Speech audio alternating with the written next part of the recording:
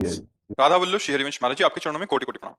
महाराज जी, मैं YouTube के माध्यम से आपको पिछले 6 महीने से सुन रहा हूँ, आपको आपके बताए हुए मार्ग पर चलने का पूरे प्रयास कर रहा हूँ। गुरुदेव, मैंने आपको अपना गुरु माना है। गुरुदेव, मैंने आपसे सुना है कि सुख दुख में समभाव रखना चाहिए, परंतु पिछले 1 वर्ष से मेरी 2 बड़ी सर्जरी हुई, जिसके कारण मैं बहुत अभी डिप्रेशन में हूँ और दवाई भी खा रहा हूँ। गुरुदेव भगवान, आप कहते हैं अध्यात्म से सब दुखों का निवारण हो जाता है। आपसे अनुरोध है कि मेरा मार्गदर्शन करें, ताकि मैं विपरीत परिस्थितियों में भी समभाव रख सकूं और आपकी कृपा से भक्ति मार्ग में अनुसरण कर सकूं। गुरुदेव, अभी मुझे ना अध्यात्म का पता है, ना ही भक्ति का। कृपया राधा राधा हमें नाम लगता है कि जैसे पूरा चद्दर है और उसका कोई एक कोना पकड़ ले और घसीट ले तो पूरा चद्दर नहीं आ जाएगा। तो हमें पूरे अध्यात्म की जानकारी के लिए अब समय तो नहीं रह गया है, लेकिन इतनी बात समझ ली जाए कि नाम लेत भव सिंधु सुखाही, करहु विचार सुजन मन माही, सुमिरी पवन सुत पावन नामू, अपने बस करी राखे रामू, कहो कहाँ लगी नाम बड़ाई, राम न सकहीं नाम गुण गाई।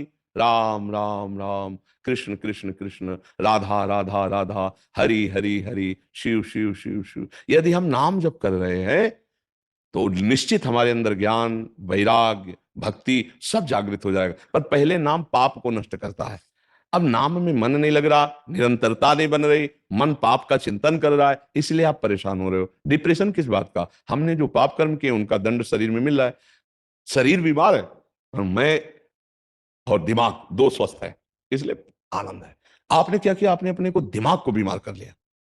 सर्जरी तो कब हुई थी, परेशानी तो कब हुए?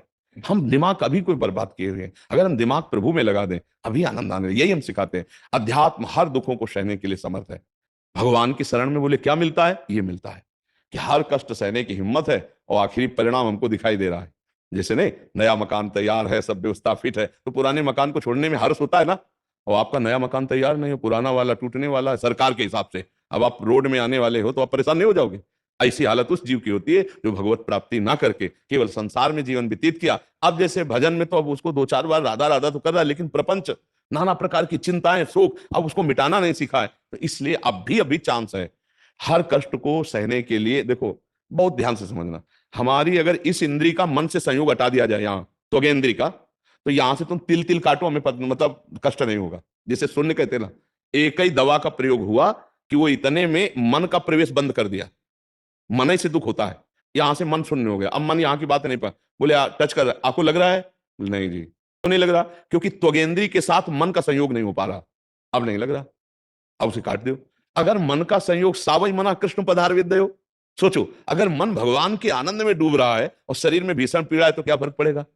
और अगर मन संसार में डूब रहा है और शरीर स्वस्थ है तो क्या फर्क पड़ेगा? जल रहे, एसी में बैठे जल रहे, अंदर क्लेश, चिंता, शोक, भय, ये सब व्याकुलता। हमें लगता है अगर नाम जप में मन लगाओ, भगवान को आर्त भाव से पुकारो तो बात बन सकती है। क्योंकि अब मन को प्रभु में भगवदाकार करना ये तो कठिन है, पक्का कठिन। जैसे हमको राइफल चलाना कठिन है, हम जिंदगी में कभी पकड़े नहीं तो कैसे चला सकते हैं? आप जिंदगी में कभी भजन का अभ्यास नहीं किया तो बड़ा कठिन है। एक सेकंड में हर बात डिलीट करके अभी स्थित हो जाए। जीवन भर जैसे अभ्यास किया गया, जैसे मान लो गोली चलाना जिसको आता है, एक सेकंड में शूट कर देगा। अब हमारे सामने धर दे तो हम लाठी की तरह तो भले मार सकते हैं, हम गोली नहीं चला सकते, हमें पता ही नहीं है ना। ऐसे ही लौकिक कार्य बिना अभ्यास के जब दृढ़ नहीं होता तो परमार्थिक कार्य कैसे हो जाए? मन को हटा के तत्काल प्रभु में लगाना खिलवाड़ समझते हो? लगा के देखो, यही जीवन भर किया गया तो वो अभ्यास सेट है। हजारों बातें 1 मिनट में डिलीट और शांत, गए, अपने में डूब गए, खत्म खेल। अब बाहर ये पीड़ा हो रही, वो पीड़ा हो रही, वो हो रहा है। भगवान में एक अलौकिक शक्ति है और उसी अलौकिक शक्ति का मैं बच्चा हूं।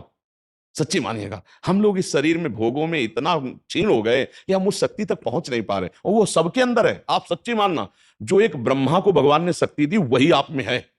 क्योंकि ब्रह्मा जैसे भगवान के अंश है तो आप कौन किसके अंश है? भगवान के अंश है ना। बस हम क्या है, हम अपनी शक्तियों का प्रयोग नहीं कर पाए, हम उनको जागृत नहीं कर पाए। ब्रह्मा जी भी तपस्या के द्वारा उन शक्तियों को जागृत किया।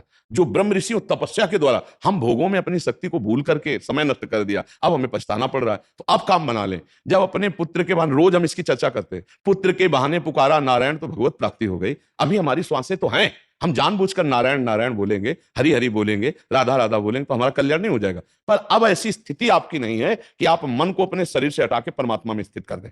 ये नहीं हो सकता। कल्याण तो हो सकता है, ये नहीं, क्योंकि इसका अभ्यास नहीं किया। मन अभ्यास किया इंद्रियों के साथ भोगों का, वो तो हो जाएगा, लेकिन मन को हटाकर और प्रभु में स्थापित करना, ये अभ्यास जब बचपन से किया जाता है तभी होता है।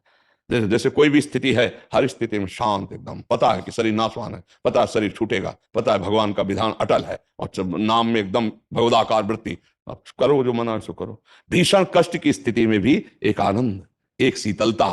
आप करो डिप्रेशन में मन क्यों गया? क्योंकि उसको आनंद का जो खजाना मिलना था वो तो मिला नहीं जीवन में कहीं भी। अब जो शरीर आनंद भोगने का था वो भी धोखा दे रहा है, तो और आप मन में है, इसलिए आपको लगता है मैं डिप्रेशन में हूं।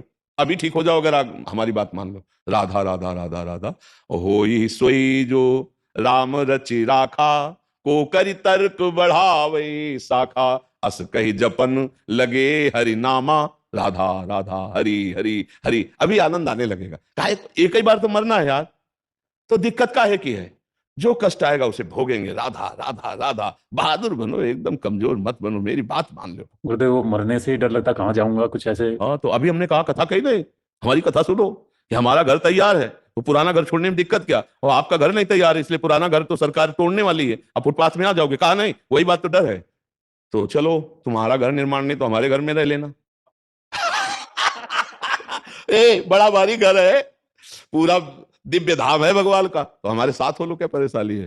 तुम्हारी टिकट नहीं है तो हमारी टिकट में आपकी टिकट चल जाएगी। राधा राधा वर जपो, तुम चिंता मत करो, जिम्मेदारी प्रभु के ऊपर है, वो सब चला रहे हैं। हम तुमको छोटी छोटी जिम्मेदारी मिली, उसको ईमानदारी से निभा लो। भगवान अगर बच्चे देते हैं तो व्यवस्था भी देते हैं। हाँ, ये जरूर है कि अपनी सामर्थ्य की जैसी व्यवस्था रखो। अब अपनी सामर्थ्य से अलग सोचोगे तो बच्चियों को भी दुख मिलेगा, आपको भी दुख मिलेगा। अपनी सामर्थ्य के अनुसार सुशील सज्जन लड़का ढूंढो और उनका ब्याह करो। कर्तव्य है तो बेटी है, भगवान ने दी तो सेवा दी है, उसे आनंद पूर्वक करो और नाम जप करो, चिंता मत करो। तुम्हारे घर की व्यवस्था नहीं हुई तो हमारा घर बहुत बड़ा है, मतलब संतों की शरण में हो जाए, नाम जप करे तो संतों के संग से हमारा काम चल जाएगा। जैसे कोई बहुत डिपार्टमेंट का बड़ा अधिकारी हो और उसके पीछे लगे हो, तो जब चेकिंग होगी तो ऐसे कह देना मेरा आदमी, तो फिर चेकिंग नहीं होगी, देख वो आपके साथ निकल जाएगा।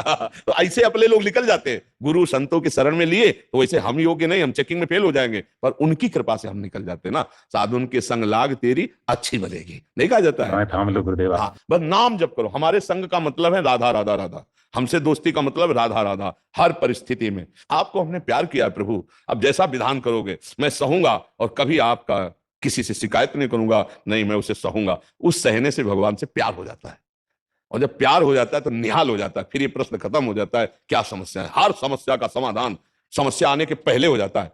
हम आपसे सच्ची कहते हैं, हमारी व्यवस्था श्री जी से चलती है। कैसे व्यवस्था करती हो, कैसे? तो वो हमारी नहीं, शरणागत की। कोई भी शरणागत, चिंता मत करो। अगर आप भगवान का नाम जप करते हो, भगवान के भरोसे, तो ऐसे सब निकल जाएगा जो करोड़ों में नहीं बनता वो फ्री में बन जाता है।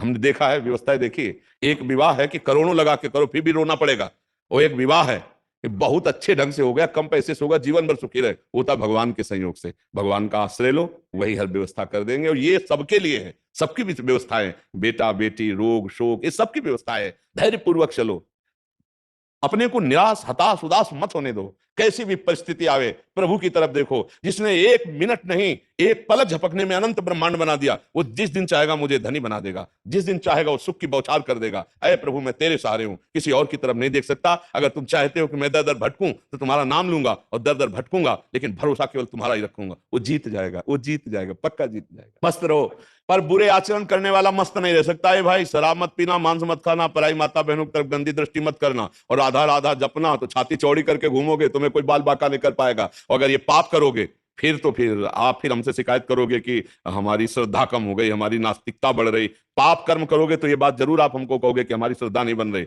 अगर आप पाप कर्म छोड़ दो, राधा राधा जपो, चौड़ी छाती करके घूमो, जहां राधा वहां कोई बाधा नहीं। ये परा शक्ति है, परा विद्या है राधा नाम। तुम नाम जप करो, पापाचरण से दूर रहो। साधु समागम का यही फल है, आप में मनुष्यता आवे, आप में दैवत्य आवे, आप में भागवतिकता आवे, ये राक्षसी पना नष्ट हो जाए। ये मदिरा पीना, मांस खाना, बेविचार करना, चोरी करना, हिंसा कर, ये हट जाए। आप लोग कृपा पात्र हैं, वृंदावन आए, साधु समागम, तो आप में दिव्यता होनी चाहिए, आप कुछ अलग होने चाहिए। संसार की समाज से आप कुछ अलग होने चाहिए। समाज आपको गाली दे, आप मुस्कुरा के सह के निकल गए, ये आपका अलगपना है। हर परिस्थिति में लड़ना सीख गए, ये आपका अलगपना।